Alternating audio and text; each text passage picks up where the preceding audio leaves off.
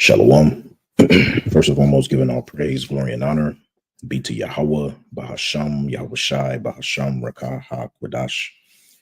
Double honors to the apostles and elders of Great Millstone, better known as GMS, who rule well. Peace and salutations unto the hopeful elect, the tabernacle of David, beginning with the 144,000, and the rest of the men, women, and children out of the 12 tribes, whom Yahweh, Bahasham, Yahweh Shai will ultimately have mercy upon in these last days. I'm your brother Matazabath, residing from the branch of the Great Millstone here in Melbourne, Australia. And just wanted to do a quick lesson dealing with the situation with Deacon Akah from Genesis. And this video, actually, I stumbled across it by the beloved brother Kalab from GMS Trinidad, who already done a response as Deacon tried to go through the whole chapter of Revelation, the 12 chapters. Some parts he got correct, other parts he went off. So we just want to address the part where he went off within this breakdown, which is Revelation, the chapter 12, and mainly verse 6. Now, I've already done a full chapter breakdown on this, which you can find. See if I come over here, and if you go to my channel, all right, on my actual channel, if you come over here to playlist, Book of Revelation breakdowns, I've actually have Revelation chapter 12 breakdown here, as you can see.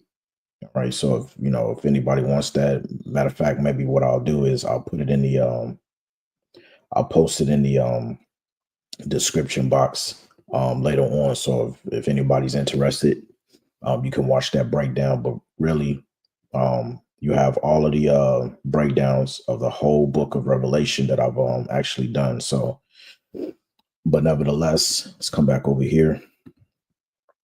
So I'm going to let him play.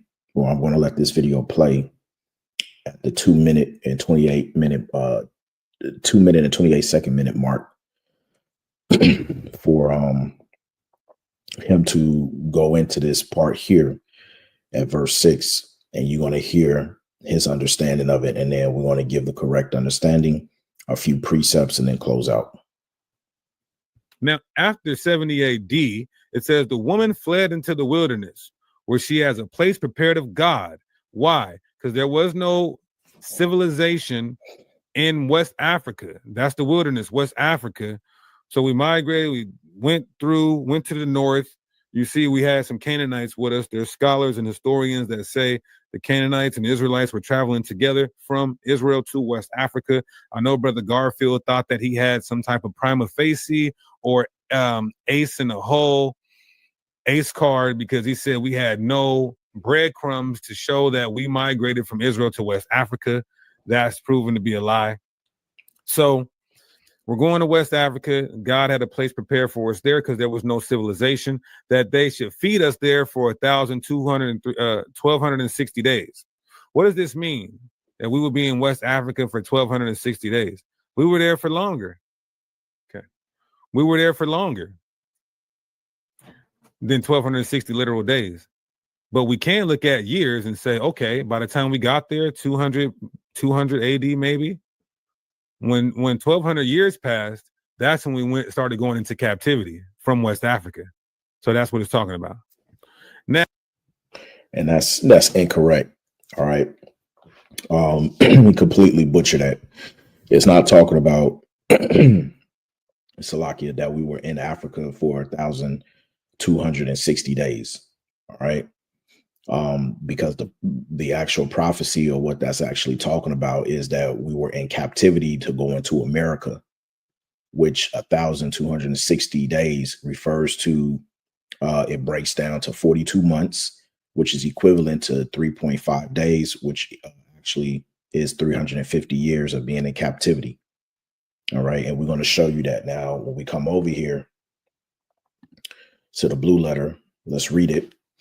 it says, in the woman, which the woman in this context represents the nation of Israel, because as you start back up at the top, as you can see, all right, the woman is represented as Israel. Right now, two precepts we can get to also prove this. The first one being that of Jeremiah chapter 6 and verse 2. It says, I have likened the daughter of Zion to a comely and delicate woman. All right. So Israel has always been referred to as a woman. One more precept is Isaiah, I think it's 54. Let me see. And verse 6. It says, for Yahweh hath called thee as a woman forsaken and grieved in the spirit, and a wife of youth, when thou wast refused, saith thy power. All right. So Israel is known as a woman. Okay. So when we come back to Revelation 12 and 6, it says the woman fled into the wilderness. Let's stop right there. Right now, the wilderness represents the continent of Africa. Okay. Now, a precept that we normally go to prove this, because this was also mentioned back in the Old Testament that this would happen. We're going to go back to the book of Micah, chapter 4, and verse 10. It says, be in pain and labor to bring forth, O daughter of Zion, like a woman in travail. For now shalt thou go forth out of the city. Now, this is talking about Jerusalem. It says, and thou shalt dwell in the field, right? Because once we were in a situation with the Romans, when they persecuted us and sacked the temple, there was a prophecy spoken of also by Yahweh in Luke the 21st chapter, that we would flee from Judea and enter into the mountains. So, and one aspect you have in Revelation 12 and 6, it talks about the wilderness. Here at Micah, it's saying that we're going to dwell in a field, which is also talking about Africa. And then it says, from there, thou shalt go even to Babylon. This is how you know the field is talking about Africa, because the Southern Kingdom, they were picked up from West Africa, particularly Benin, all right, which is known as the Slave Coast, because when you look it up, there's a place over there called the Door of No Return. All right, matter of fact, let's do that on the fly.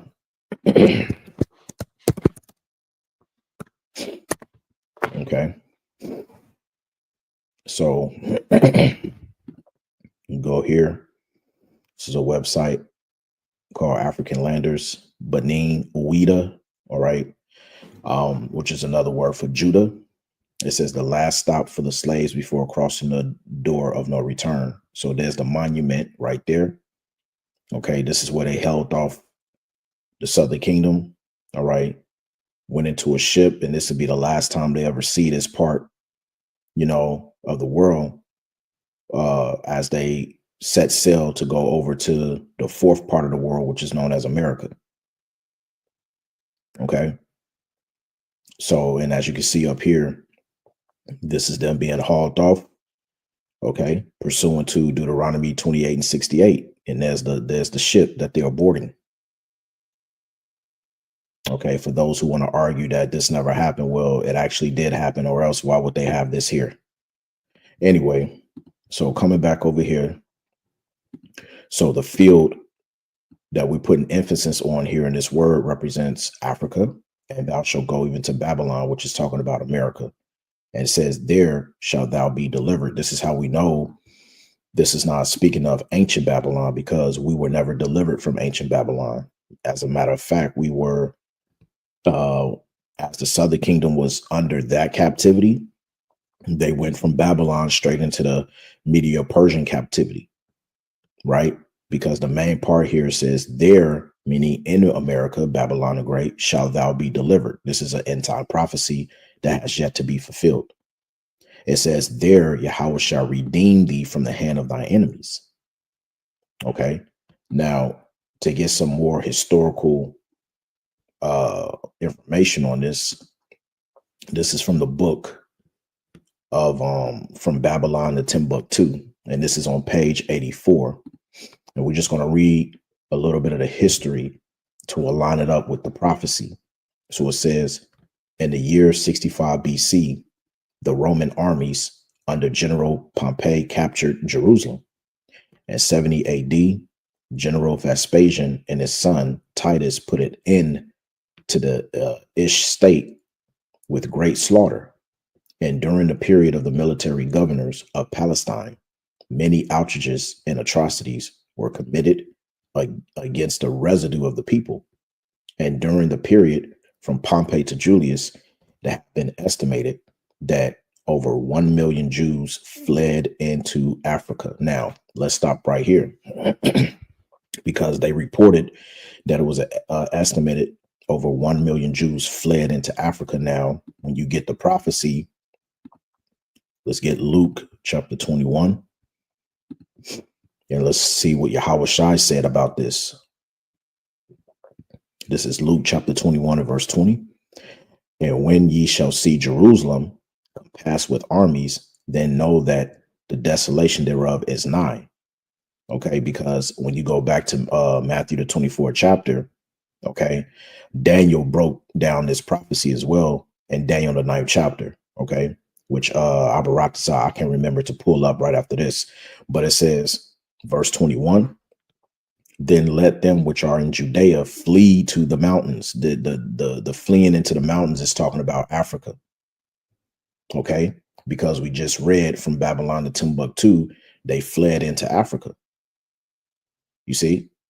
So coming back, it says, then let them which are in Judea flee to the mountains, and let them which are in the midst of it depart out, and let not them that are in the countries enter thereinto. For these be the days of vengeance, that all things which are written may be fulfilled. Right now, let's go to Matthew 24th chapter so we can back this up even further. In verse 15, it says, when ye therefore shall see the abomination of desolation spoken of by Daniel the prophet, stand in thy holy place, whoso readeth, let him understand. Because when you go to Daniel, it's the 9th chapter, Daniel 9 and 27. Yeah. Well, really, you can start at the 24th verse, which, you know what, let me just do this. I'll break it down really quickly. It says, 70 weeks are determined upon the people and upon the holy city to finish the transgression and to make an end of his sins and to make reconciliation for iniquity and to bring in everlasting righteousness and to seal up the vision and prophecy and to anoint the most holy. Verse 24 is giving you a timeline of the time it was going to take for the Israelites of building the second temple, all the way up until the time when the Messiah was going to come on the scene and give his body as a living sacrifice, right? Up until the time of the Romans taking down pretty much the Jews, right? So it says, verse 25, know therefore and understand that from the going forth of the commandment to restore and to build Jerusalem unto the Messiah, the prince shall be 7 weeks. Right now, this commandment is referring to the commandment that was given to King Cyrus, okay, of the Persian Empire. When you read the account in Ezra, Ezra the first chapter, he was given commandment to let the children of Israel know that they can go and build the second temple. Okay. Now it says the prince shall be 7 weeks and 62 weeks, right? So when you break that down, 60 is 60 plus the 2, that makes it 62, right? And then you add in the 7 weeks. So off top, hold on, let me just get my calculator really quickly. So plus the 7, right? You get 69. So 69 weeks, right? It says the street shall be built again and a wall, even in troublous times. And the troublous times is talking about when you get Ezra, the 4th chapter, you had heathens that came up to Zerubbabel and them and asked to build the second temple with them, but they got rejected. All right. You can read that in Ezra, the 4th chapter, right? So you had a total of 69 weeks here. Now it says, And after 62 weeks, 62 weeks, shall the Messiah be cut off, but not for himself, right? And the people of the prince that shall come shall destroy the city and the sanctuary, right? So Yahushua gets crucified, okay? This is where the Romans are, they're going to come in. It says, in the end thereof shall be with a flood, okay?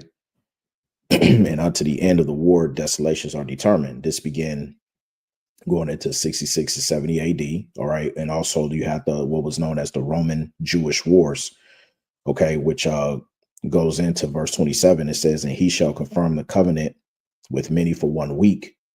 And in the midst of the week, he shall cause the sacrifice and the oblation to cease. All right. And for the overspreading of abominations, he shall make it desolate, even unto the consummation, and that determined shall be poured upon the desolate. And that's going into 66 to 70 AD. All right. So this time frame of when you break it down of 69 weeks, it goes into first it was I think around 484 years, and then it was a total all up of 490 years when you do the maths on it, right? And I believe I also have a full breakdown of this too that you can look up on my page, but I'm just trying to keep it short and simple, right? So going back to Matthew, the 24th chapter, okay, that's what Yahushua meant when he said, you know, this prophecy that was spoken of by Daniel the prophet, all right, because it was talking about what we just read in Daniel the 9th chapter. Then it says, then let them which be in Judea flee into the mountains. So they fleeing into the mountains represents them going into Africa. Okay, they fled into Africa. They was fleeing from the Roman persecution and slavery. It says the slave markets were full of they put here black Jewish slaves, but it was really Israelites. All right. So coming back over here, it says not to let him which is in the field return back to take his clothes. All right. So notice it says the field, which is the same thing we read back in Micah chapter 4 and verse 10, which says that they shall go forth out of the city, Jerusalem, and thou shalt dwell in the field. They were in Africa. So whilst being in Africa, let them not return. Right. This is why the scripture says, through thy precepts I get understanding, therefore I hate every false way. Right. So it says, neither let him which is in the field return back to take his clothes, and woe unto them that are with child, and to them that give suck in those days. But pray ye that your flight be not in the winter, neither on the Sabbath day. Right. So this is just going into, you know, the prophecy that's to come next, because we're about to enter into even a greater tribulation known as Jacob's trouble. But nevertheless, now he mentioned in his understanding of breaking down Revelation 12 and 6, that the place that was prepared for us was talking about us going into West Africa, which that is not what that's talking about. The place prepared was talking about America, because when you come back to Revelation 12, it jumps in and out of time periods, right? After you read verse 6, it jumps into the future that's about to take place very soon between the war of Yahushua, Michael and the angels, and Esau, Edom. But you have to jump all the way down to verse 14 as it picks up. After you read verse 6, you really have to drop down to verse 14, Salakia. So it says, and to the woman, which is the nation of Israel, right? Mainly the southern kingdom in this context, because the northern kingdom was already over in the Americas, right? They had left earlier on, being under the Assyrian captivity. It says, and to the woman were given 2 wings of a great eagle, which means she fled, that she might fly into the wilderness. See, going right back to verse 6, into her place where she is nourished for a time and times and half a time from the face of the serpent. Now, this is important, because where it says time and times and half a time, this is the same language spoken of in verse 6, where it says 1,203 score days. when you go into the AMP translation right here, it says, then the woman fled into the wilderness where she had a place prepared by the Most High. That place prepared represents America, so that she would be nourished there for 1,260 days, which goes into 42 months and also 3.5 years. Now, to prove that this is talking about America, that place that's prepared, when you go back a chapter, Revelation chapter 11, and you start at verse 8, it says, and their dead bodies shall lie in the street of the great city. The great city is talking about Babylon, the great America, which spiritually is called Sodom and Egypt. Why? Because it practiced sodomy. When you think of Hollywood and things of that nature, and Egypt because it has monuments, the phallic symbol in DC. When you look on the back of the American $1 bill, it has the pyramid of Egypt, right? And it says where also our Lord was crucified, meaning they X'd out Yahweh Shai. They gave you so-called Jesus Christ. Okay. And they use iconoclasm by changing the images, right? That's what it means that they crucified him there. But here's the point, verse 9. It says, and they of the people and kindreds and tongues and nations shall see their dead bodies 3 days and a half. Okay, 1,260 days. Right now, I never done this, but I just want to see if they give, because sometimes they'll sneak it in and tell you in the different translations.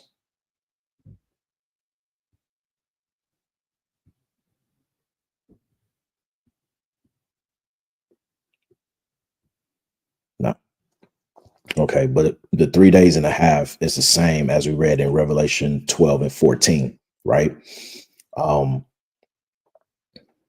So going back, it says, and shall not suffer their dead bodies to be put in graves. So during the 3 days and a half, which really goes into 350 years. And how do we know that? Because one day to the Heavenly Father, let's get that in 2 Peter chapter 3 and verse 8. It says, but beloved, be not ignorant of this one thing, that one day is with the Lord as 1,000 years, and 1,000 years as one day. So what does that look like in real time? Well, let's go to Numbers 14, verse 34. It says, after the number of the days in which ye search the land, even 40 days, each day for a year, right, shall be, or shall ye bear your iniquities, even 40 years, and ye shall know my breach of promise. So you understand that, going back to Revelation 11 chapter, okay, when it says 350 days, it's talking about, or sorry, not 350, yeah, well, 350 years is what I'm talking about, but what I meant to say is 3 days and a half, 3.5 really is talking about 350 years, okay? When you drop down to verse 11, it says, and after 3 days and a half, the spirit of life of power entered into them. So three days and a half is 350 years. So from 1619 or 1620 all the way up until 1970, when Abba Bivens came on the scene, when you do the math, that's a total of 350 years. That's when the truth started to come on the scene. Okay, that is your 1,260 days. Let me see if they put it in here. It's all good if they didn't.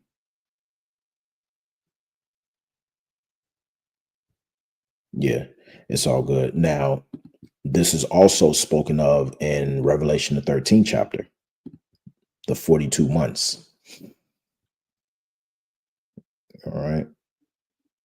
Let me see here. Let's see. I just got to find it.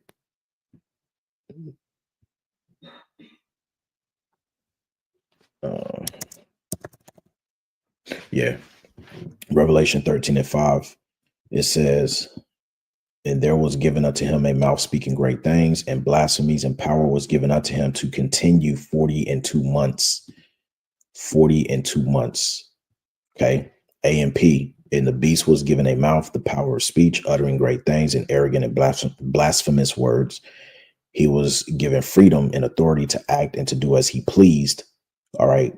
power was given into his hand. That's Micah chapter 2 and verse 1. For 42 months, 3.5 years, 350 years. Okay. This goes back to Daniel chapter 7 and 25. And he shall speak great words against the Most High, and shall wear out the saints of the Most High, and think to change times and laws, and they shall be given into his hand until a time, times, and dividing of time.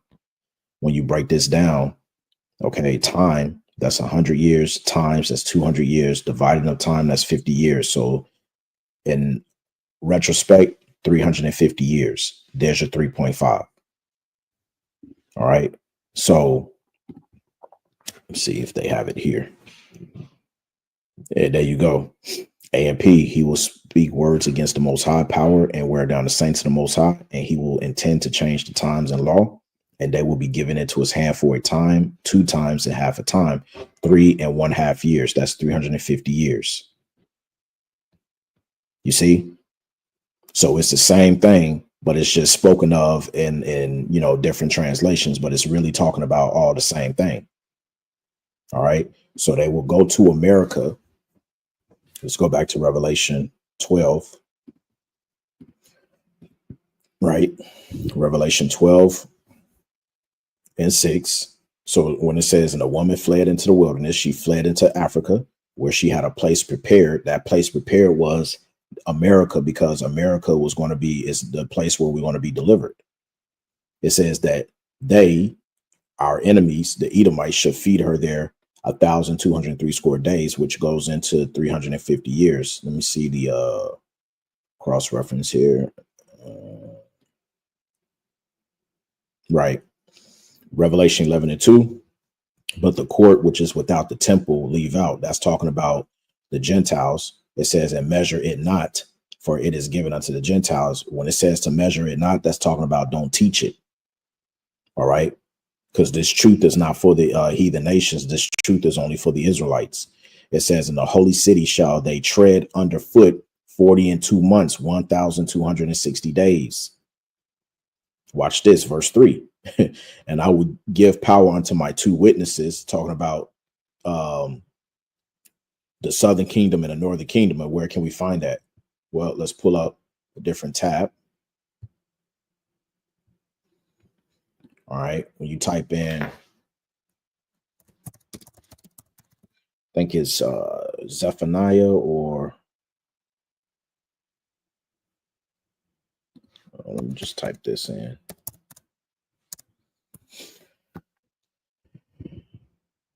Let's see if I can find it. I can't think of it off the top, but if I see it, I'll be able to pick it up straight away. Okay, let's just do this. Let me see. Zechariah, I think it's 4.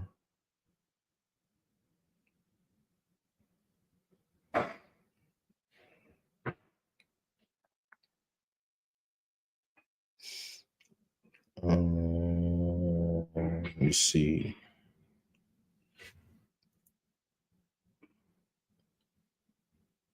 Yeah, I believe is because when you go back to Revelation 11 and 3, let me go into it real quick.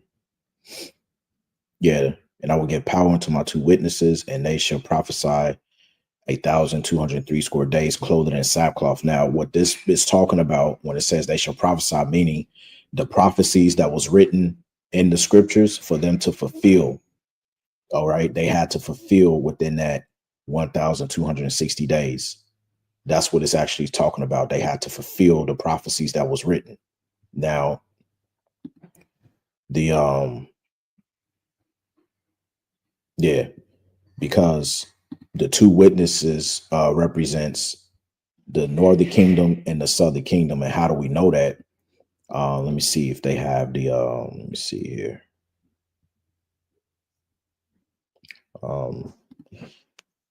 Let me see. No, it's not that one. Iniquity. If I can't find it, it'll be okay. But let me see this.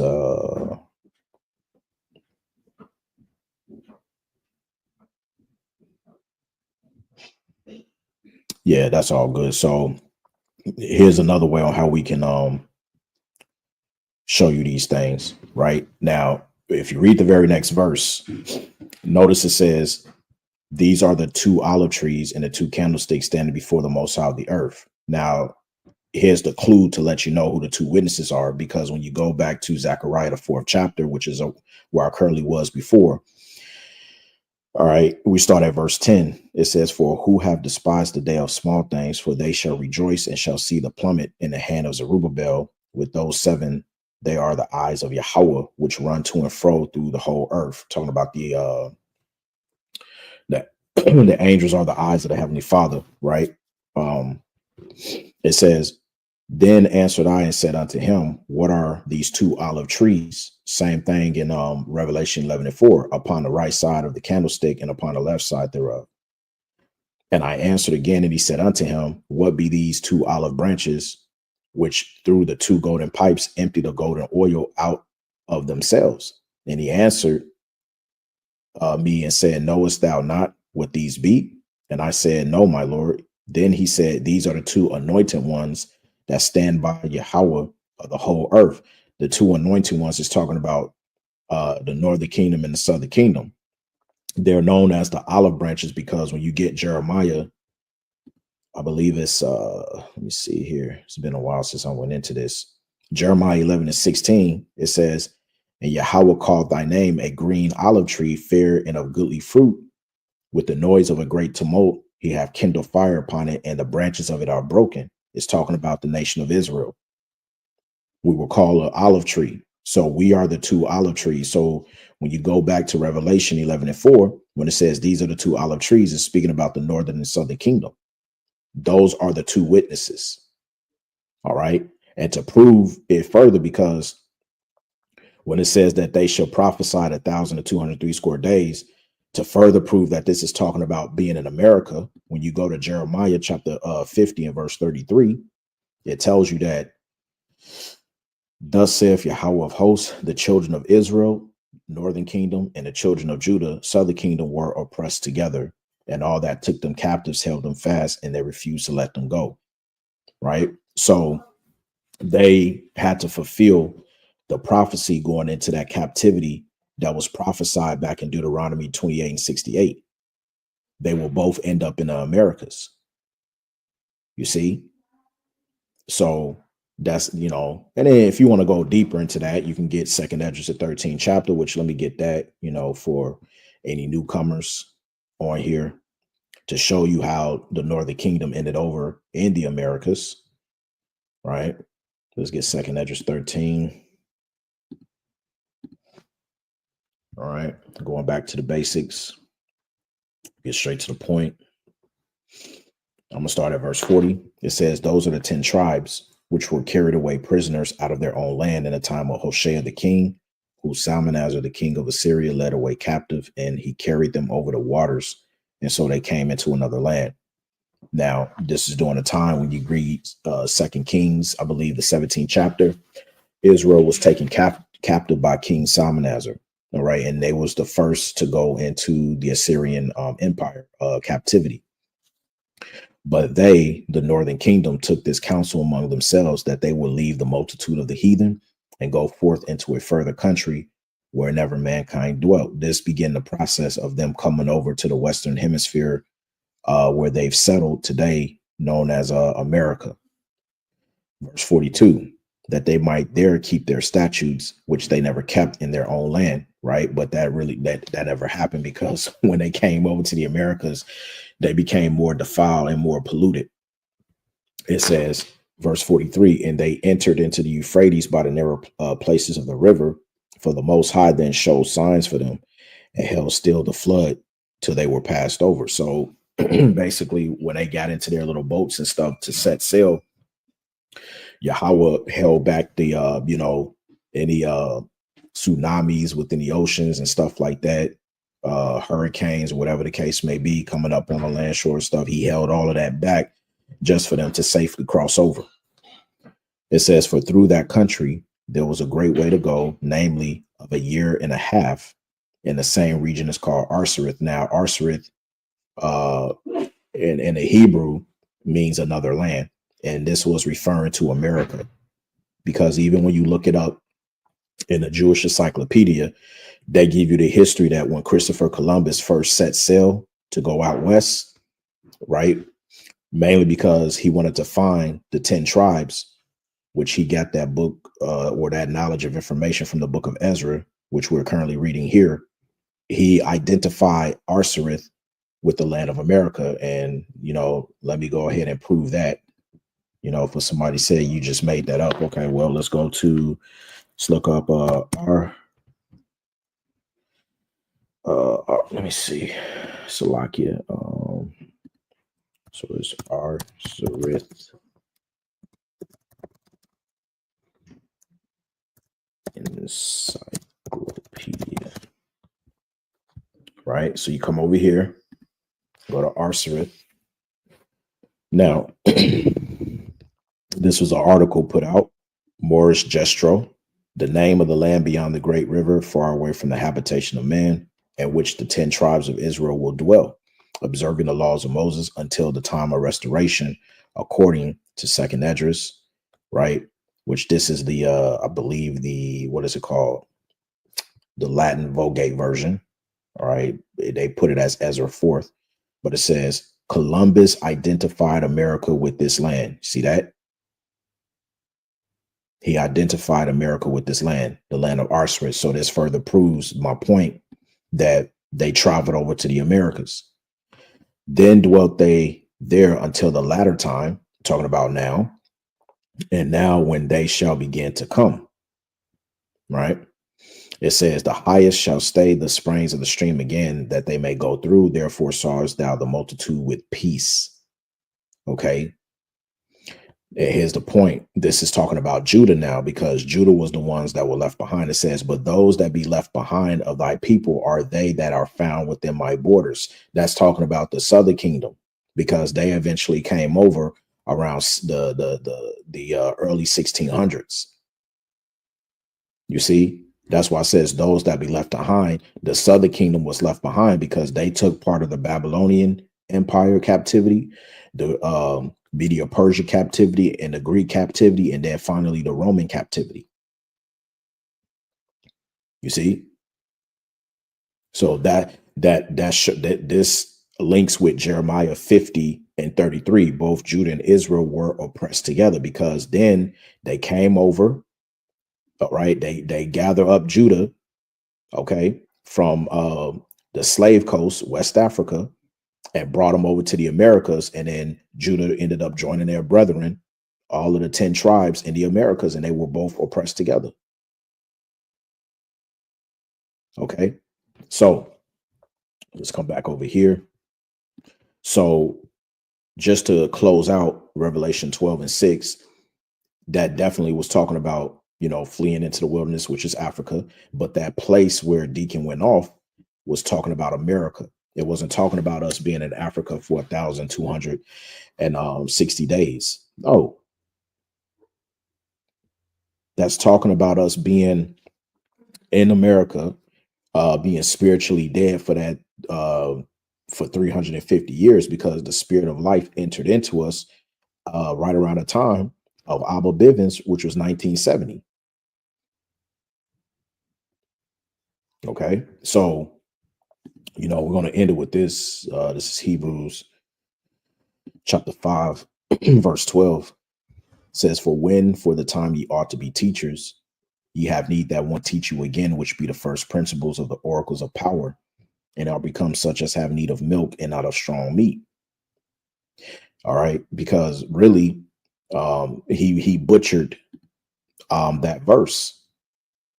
Okay, that verse is not talking about that place prepared for us in West Africa for 1,260 days. No, the place prepared for us was talking about America. Okay, and this is why he needs to be taught again and go back to the basics. But he can be taught again. The scriptures talk about what's that? Rebuke a wise man, and he will love thee. Right. Proverbs 9 and 8, reprove not a scorner, lest he hate thee but rebuke a wise man and he will love thee. Now, this is the same guy that I don't know if you brothers saw, but he just did a video blaming GMS because we put up curses on him, which the beloved elder Karatazar from GMS Vegas Sit Down did a beautiful edification lesson to show you that we can, through the spirit and power of Yahweh Shemel Shah, put up curses on you, man. Especially when the scripture says, if you, let's get that in Galatians real quick, and then I'm gonna close. Galatians 1:6, it says, I marvel that ye are so soon removed from him that called you into the grace of a Mashiach unto another gospel, which is not another, but there be some that trouble you and will pervert the gospel of a Mashiach. But though we or an angel from heaven preach any other gospel unto you than that which we have preached unto you, let him be accursed. Which, when you go into this, is anathema. Okay. So you may have heard sometimes Apostle Tahar will say, you are anathema maranatha. All right. Meaning may you be cursed unto destruction. It says, as we said before, so say I now again, if any man preach any other gospel unto you than that ye have received, let him be accursed. And what is the gospel that Deacon and Hassad is preaching? They've changed the gospel and now saying that heathens can be saved. So for some, and the scriptures calls that evil communications or filthy communication, which when you go into that, that means that you're perverting the doctrine that you have once been taught. Right. So this guy is clearly marked. And if he doesn't change and repent, he's going to be destroyed, man. You see? So that's pretty much it. I just wanted to cover that. Abaratazah, this was edifying, straight to the point. And I want to give all praise, glory, and honor be to Yahweh, Ba'ashem, Yahweh Shai, Ba'asham, Rakah, HaKudash. Double honors once again to the beloved apostles and elders of Great Millstone, better known as GMS, who rule well. Peace and salutations unto the hopeful elect, the tabernacle of David. Shalom.